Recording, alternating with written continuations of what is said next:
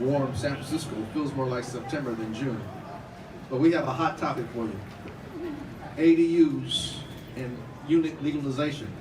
And we're very happy to have Natalia with us. She is the ADU coordinator from planning, and David Jones, who's with us at DBI. Please.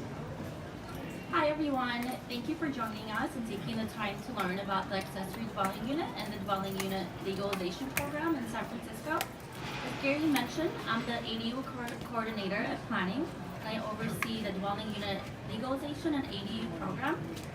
So I'll give you an overview of planning highlights, and then David from DBI will discuss requirements for building that apply to both of these additions of new units to existing buildings. But before I begin, can we get a show of hands so we can gauge our audience on how many property owners, owner representatives, or people thinking about adding ADUs or legalizing units? Great. And then how about architects, engineers, contractors, or just people involved in the technical side? Great, glad we have a mixed group.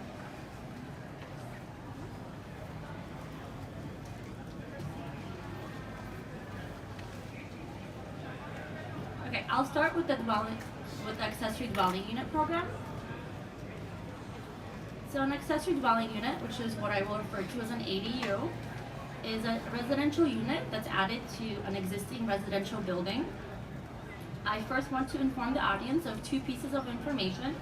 The planning department hosts a page on our website that's dedicated to ADUs and legalizations, which includes many helpful handouts when considering an ADU, as well as more technical guides to assist design professionals in preparation of plans. And second, please direct any questions to our email address at cpc.adu@sfgov.org or visit our public counter at DBI's 5th floor. To assist with considering how an ADU may be incorporated into your property, there are handouts of frequently asked questions about the two programs on our website. There's also a general handbook for ADUs, which illustrates opportunities for placing ADUs within existing buildings or in a new addition. This handbook has been recently updated. These are both available online for download as a PDF on the ADU page of sfplanning.org.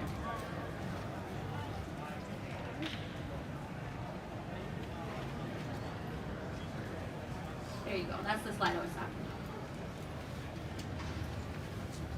about. Okay, so which leads us to where can these ADUs be added? So over the past several years, the ADU program has been substantially expanded to allow ADUs throughout the city. So today, they are permitted citywide in zoning districts that allow residential uses and that include an existing residential building on the lot.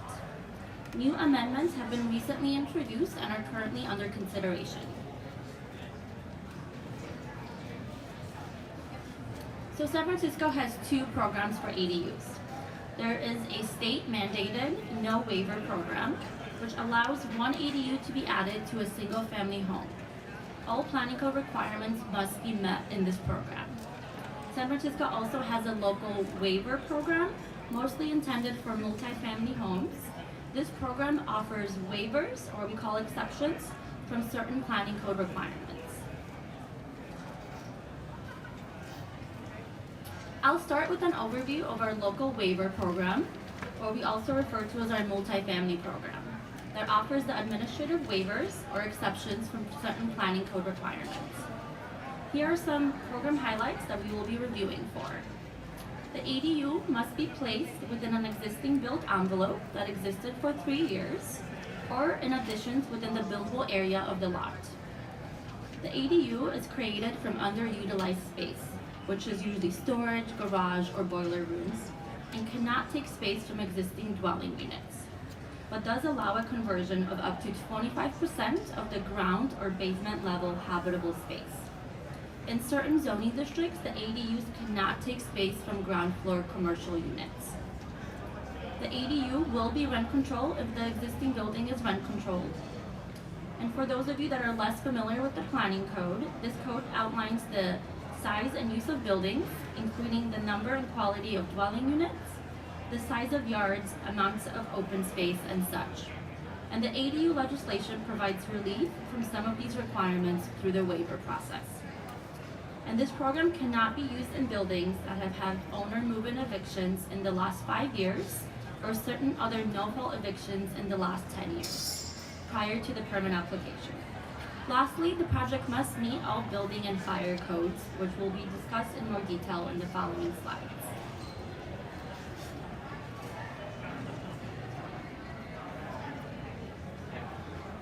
Sorry, technical difficulty.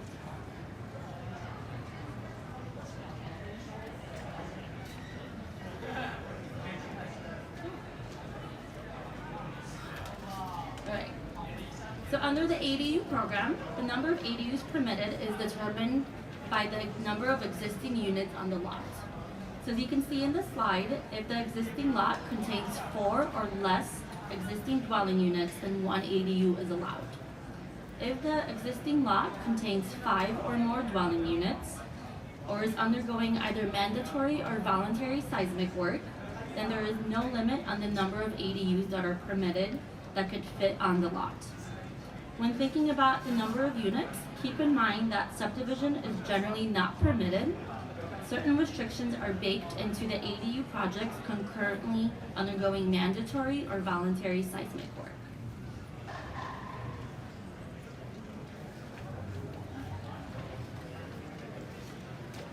Okay, part of the planning review includes determining which waivers from the planning code are required in order to approve the proposal. The zoning administrator may waive the following. It includes density, open space, and rear yard. In addition, the exposure requirement can be reduced by the zoning administrator, but it cannot be completely waived. So this is a partial waiver. For those of you not familiar with the term, exposure is the unit's access to sunlight. A typical dwelling unit must face an open area measuring 25 by 25 feet or a complying backyard or street. An ADU must face an open area that is no less than 225 square feet in size, has no horizontal dimension less than 9 feet, and is open to the sky with the zoning administrator waiver. For projects which require waivers and the lot includes a rental unit, the owner will be required to enter into a regulatory agreement with the city under the controls of the rent ordinance. So those are the highlights of the ADU waiver program. Again, we have general email address at cpc.edu where you can direct inquiries.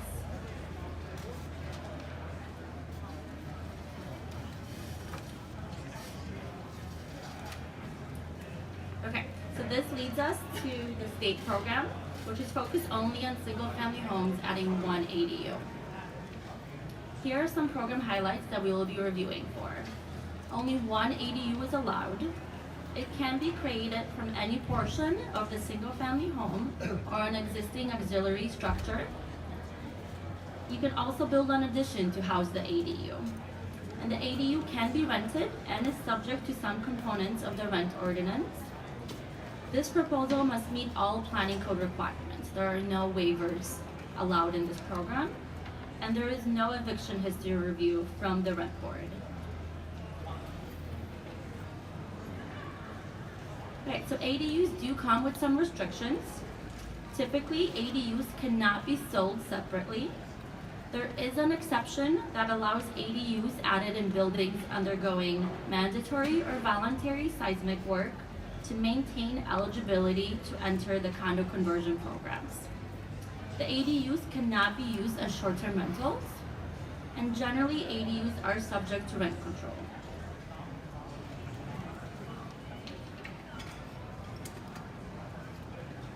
The city has recently created a multi-agency document outlining the process, resources, and checklist for accessory dwelling units.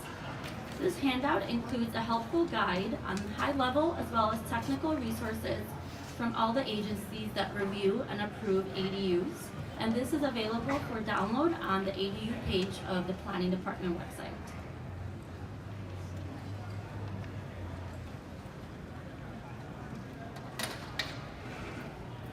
Right, so now we'll shift gears to the dwelling unit legalization program. Again, feel free to email any questions to cpc.edu email address. about any questions about either of these programs.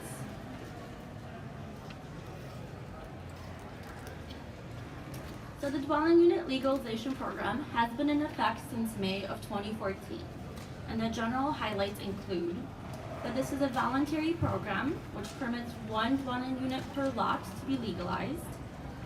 Rent control would apply to the unit if controls apply to the building, and the unit remains as a rental unit.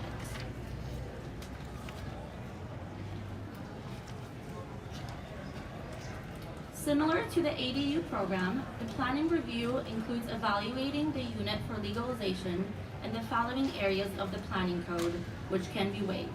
These include density, open space, rear yard, and exposure. There is no administrative waiver required, which is different than the ADU program. These waivers from the planning code are part of the building permit approval process.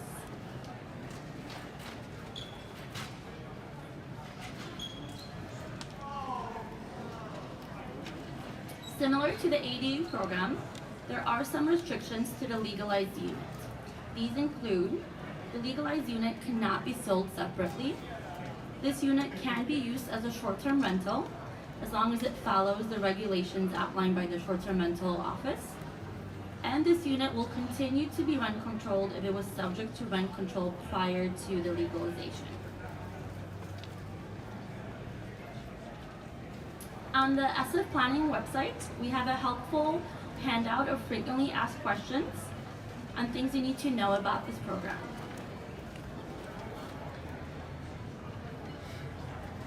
So to let you know a little bit about the process, if you are seeking to add an ADU, review will not be over the counter and the permit must be submitted for an intake. The program requires that you start with DBI and fill out a screening form to enroll in the program. The permit will be routed to our streamlined review process once determined ready by planning staff. This process is called roundtable review. At roundtable, all the agencies will review the permit and a combined letter will be issued with all the agency comments.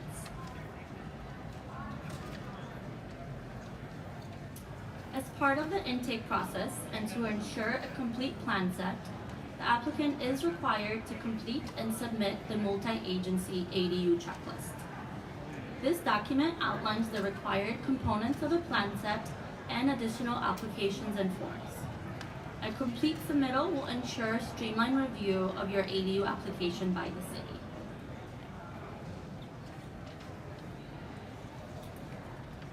Similar to the ADU program, if you are seeking to legalize your dwelling unit, this review will not be over the counter and the permit will be filed as an intake. As per the ADUs, these are routed to the flex team within the planning department. The program requires that you start with DBI and fill out a screening form to enroll in the program. DBI will determine if you are eligible to use this program, which includes proof of past tenancy before 2013. Planning has a helpful checklist to ensure a complete plan set is filed. Please note this checklist only includes planning requirements and is available on our website. After planning review is complete, including rent board research for past evictions, this permit will be routed to DBI and to other agencies for review. These agencies include building, sometimes including structural and mechanical divisions, fire if there's 3 or more units on the lot, public works, and PUC. An important note of these permits is that plan review fee waivers are available for the legalization program. This concludes the overview of the ADU and dwelling unit legalization programs by planning. I'll hand it over to David from DBI, who will discuss building and fire code requirements in more detail, and we will both be available for questions at the end. Thank you. Thank you, Natalia. Can everybody hear me? Yes.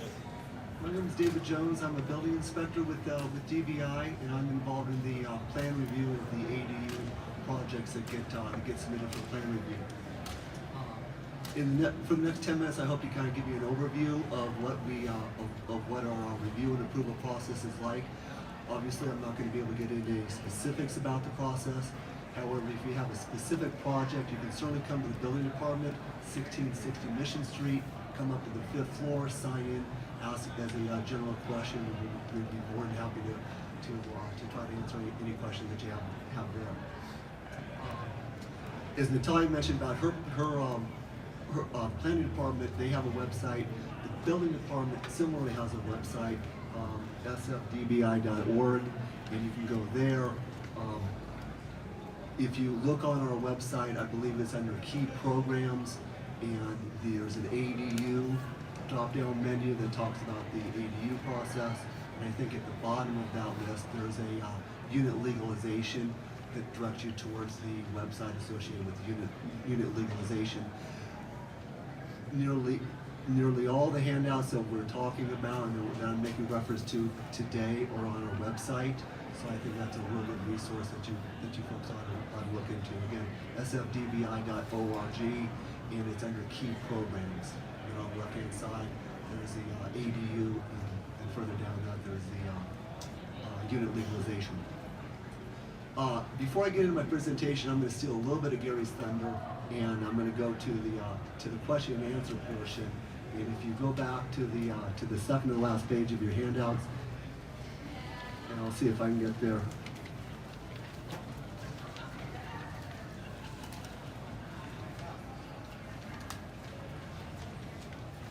I think some of you guys have this question: can I waive any of the building code requirements? No. It's the bottom line. And actually, that's not technically, that's technically, perhaps technically correct. However, we realize that the building code deals primarily with existing buildings, and it also deals with, it doesn't really pertain very well to these programs where we're trying to put units into existing buildings for which they were never intended. As a result, the building department has two mechanisms: an information sheet and a administrative bulletin to address the various questions that have come up, and we're trying to and how to facilitate the approval of these ADUs.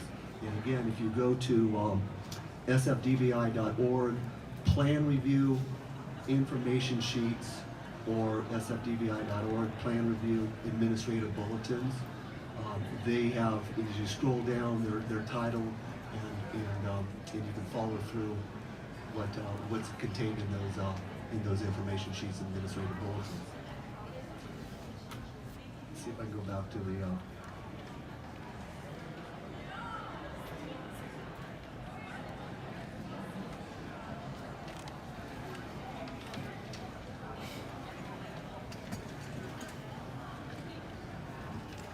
okay.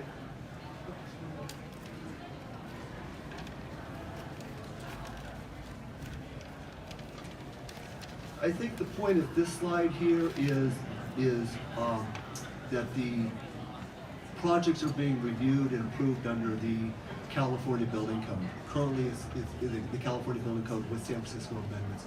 Currently, we enforce the 2016 California Building Code. We do not, City and County of San Francisco does not enforce the California Residential Code. We enforce the California Building Code. Another twist that's going to come up is the 2019 California Building Code cycle will become effective January 1st of 2020. Slight issue is the 2019 code is not yet available to the public nor to us. We expect those codes to be available to us during later on in the summer. But again, any project that's submitted up until December 31st of this year will fall under the 2016 California Building Code cycle with the San Francisco Building Code amendments.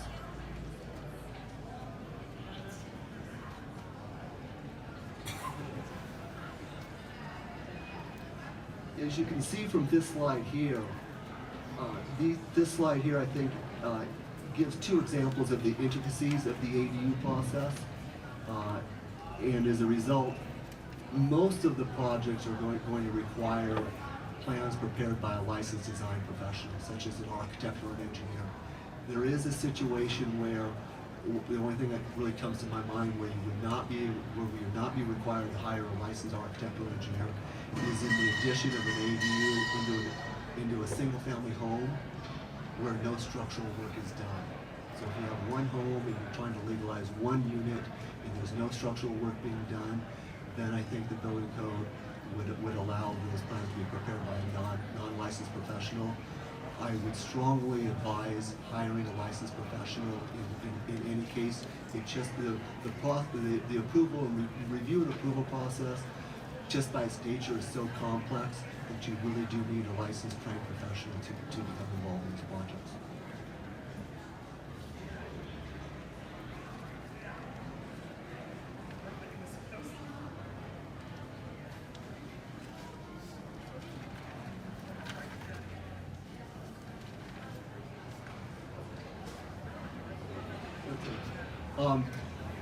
This slide talks about, gives an example of the need for fire sprinklers. We get a lot of questions, when are fire sprinklers needed, when they're not needed? That's a very complex question to answer, and again, I'm not going to try to give ideas. Instead, what I'm going to do is I'm going to direct you to two of our information sheets. FS05, that's Fire Safety-05. That talks about the requirements for fire sprinklers in your projects. The second information sheet that's very helpful is EG05, or egress-05, and that has an awful lot of information that talks about when and where fire sprinklers are required for your ADU project.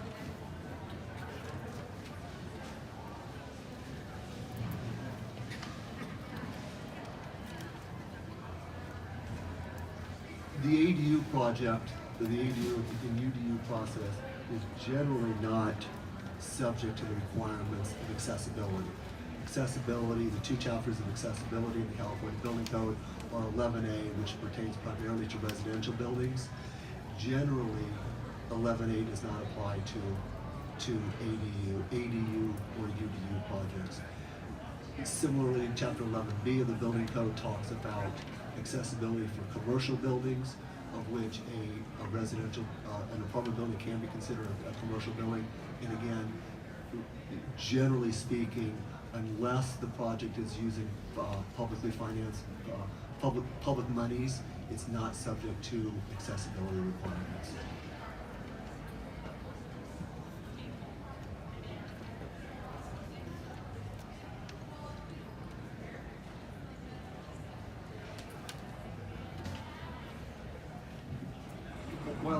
While this whole process seems daunting, the goal of our review process is the same as that of other projects. What we're looking for a set of construction drawings, a set of documentation that can enable us as plan reviewers to make sure that the project that you guys are proposing is in compliance with the code.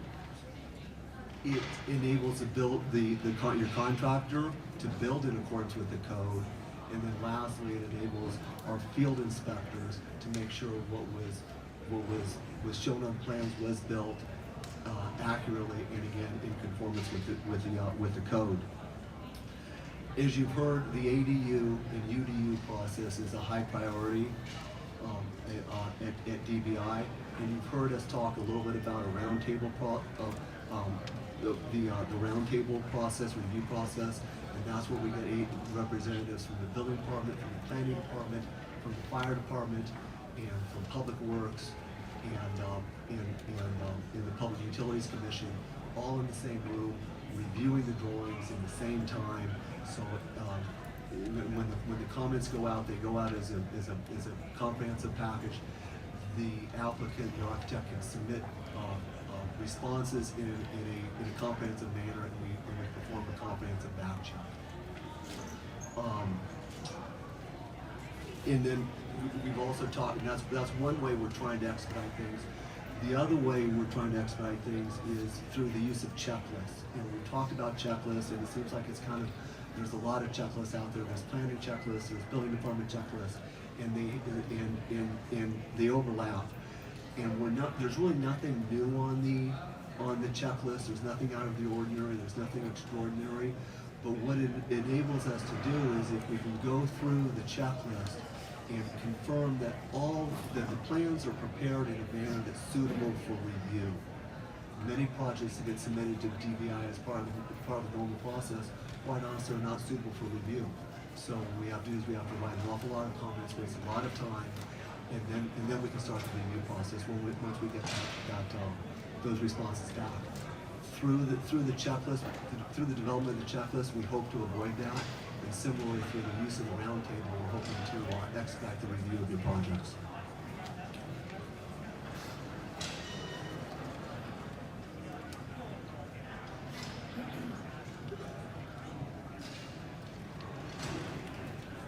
You've heard us talk about the ADU process, which generally involves the construction of new units.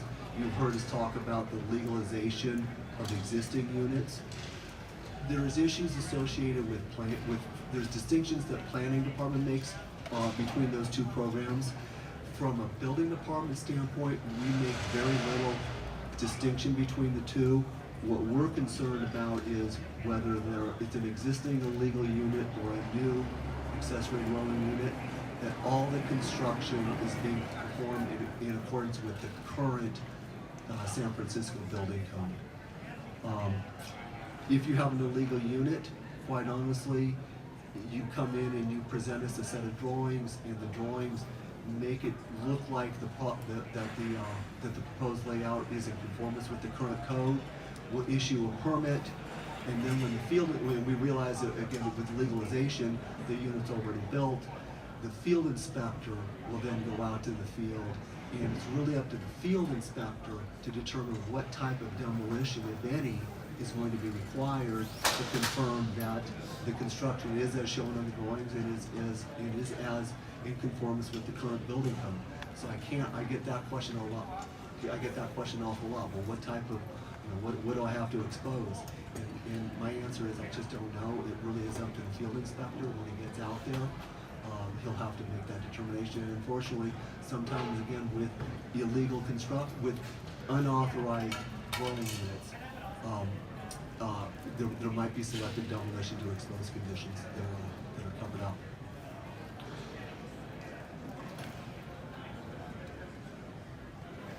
Well, I think that's it for me. Thank you very much for your time, and I'm going to turn it back over to Gary.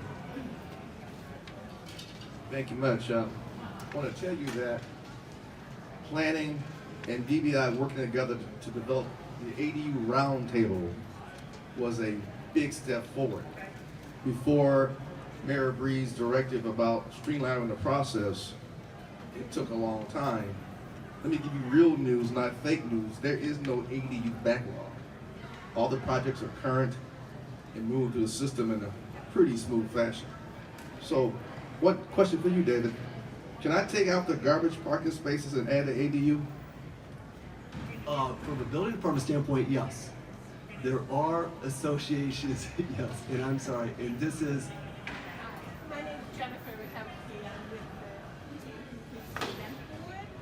And so the issue with parking and storage is whether or not you have a permanent tenant where that service of that parking space or that storage space is tied to someone's tenancy.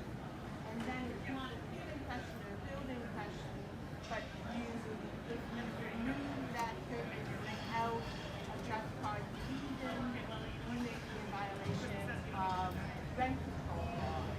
And there are potentially civil penalties that can there.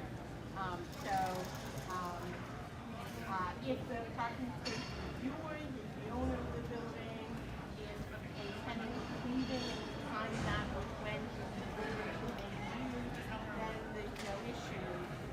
But if it's currently a service enjoyed by the tenant, you need to further legal investigation. Do you have a just cause reason to remove that?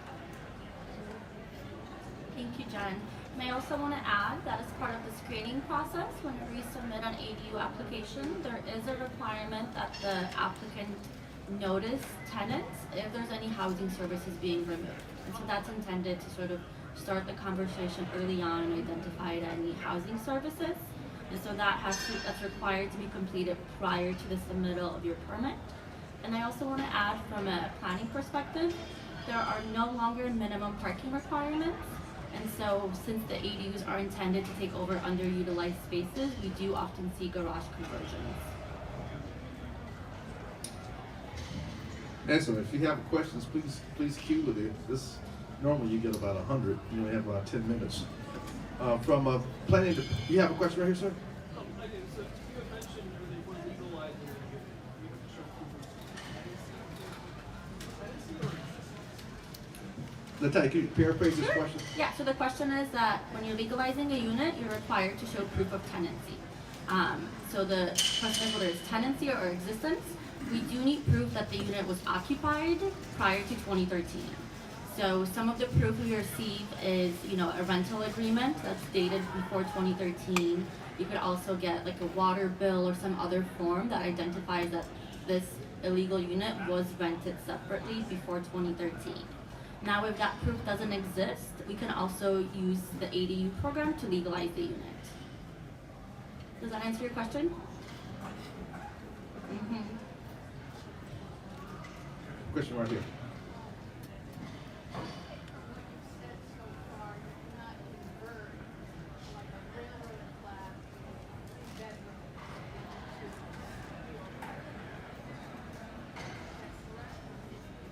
Sure. So the question is, can you convert like a 3-bedroom flat into like a studio or 2-bedroom unit? And so from an ADU perspective solely, ADUs cannot take space from existing dwelling units. There is an exception that allows you to take up to 25% only of the ground or basement habitable floor. However, in San Francisco, we have zoning districts, and this is what tells you how many units you can have per lot. So which is density. So if your zoning allows more units per lot, you might be able to add more units per density. However, in the ADU program, that would not be permitted.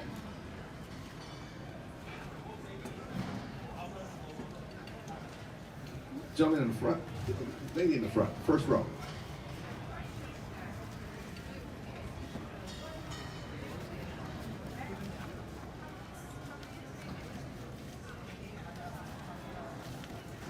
So the question is, when you're building an addition in your backyard, how many feet do you need to be away from your neighbors? And so in San Francisco, when you're building an addition, we do have, the planning code has zoning districts, and so the zoning districts outline the required setback areas. So depending on the zoning district, there's often a requirement for a backyard, which varies from 25% to 45% of the depth of the lot. In some zoning districts, there are side setbacks. However, we actually don't see a lot of those zoning districts. Most properties in San Francisco are sort of built wall-to-wall construction. And so if the property is in a zoning district that requires side setbacks, that zoning district will tell you what the requirement is. It does vary. Does that answer your question? Mm-hmm. So if it's an RH2 zoning district, there are no required site setbacks by the planning code. However, on top of the planning code, we do have the residential design guidelines. So these guidelines are intended to mitigate any impacts to adjacent properties, as well as to make sure that there is consistent mid-block pattern on the block. So, backyards, making sure that there is sufficient open space, light and air being provided to adjacent properties. So the planning code will give you sort of the built envelope that's allowed, and the residential design guidelines might further reduce it to mitigate any impacts. So in the case of an RH2 property zoning district, there are no required side setbacks by the planning code, but the planning department might require setbacks, especially of upper floors, by the residential design guidelines. And so for a specific question, I do recommend visiting our public counter, and we can talk in a little bit more detail about specific properties. We're going to take 2 more questions. Just someone right here. Yeah, you talked about a field review of the illegal unit, in terms of what needs to be opened up for anything's different. Now, on rooms down that were built with a permit in the 60s, the field review is still required. No, if there was construction, permitted construction, that's existing non-conforming. So if you had any work done, any electrical work, It was built as rooms down, and I'm looking at possibly There, I think what happens is if you do that, there are additional electrical requirements, additional plumbing requirements that did not exist back when the original construction work was constructed. So you might have to add to the existing work. But again, if you're indicating, if your question is regarding existing non-conforming construction, yes, we allow that. One last question, and we'll have our last raffle. Yes.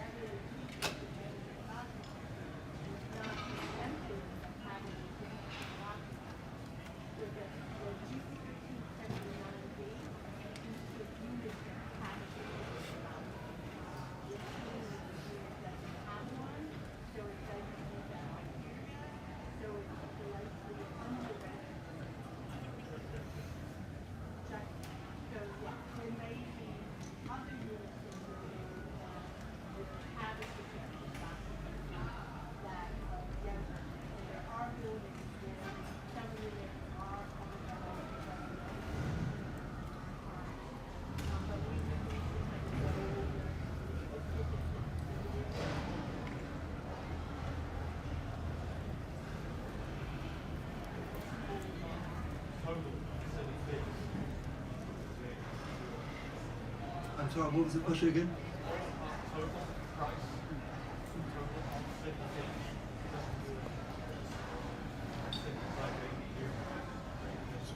So our ADU handbook, which is available on our website, does have a financial analysis portion of it, which is a great resource.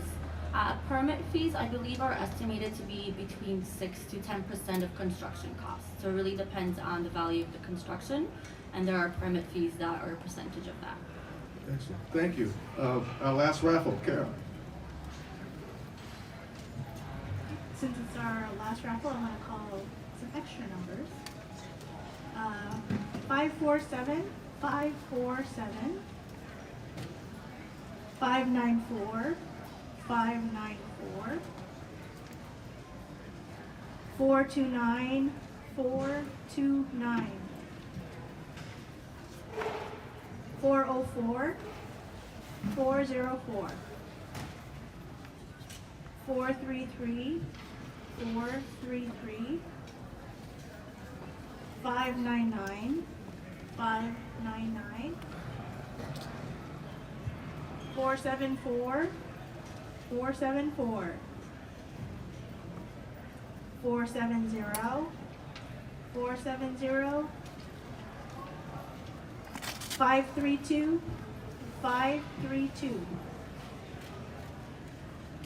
484, 484, 553, 553, 427, 427, 598, 598, and the last number 460, 460. Thank you. You've been a wonderful audience. Please give David and Natalia a hand. Have a good evening and stay